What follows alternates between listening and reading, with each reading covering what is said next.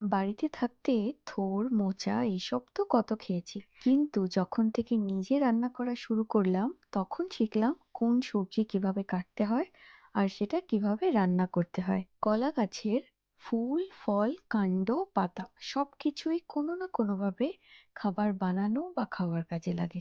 আজকে বানিয়েছি থোড় ঘন্ট। প্রথমেই একটুখানি ছোট বড়ি খুব ভালো করে ভেজে তুলে রেখেছি।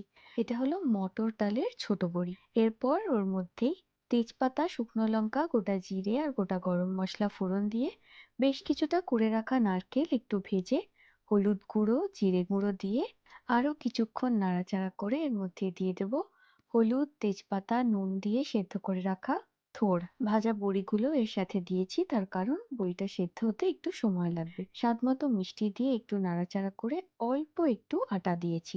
অল্প আটা দিলে থোড়টা বেশ মাখো মাখো হবে। একদম শেষে 2 চামচ মতন ঘি আর অল্প একটু গরম মশলা গুঁড়ো ছড়িয়ে ভালো করে মিশিয়ে নিলেই থোড় ঘন্ট একদম তৈরি। মটর ডালের বড়ি না থাকলে ছোলাও দেওয়া যেতে পারে। একেবারে সাধারণ রান্না, কিন্তু গরম ভাতের সাথে মেখে খেতে কি অপূর্ব যে লাগে, কি বলি।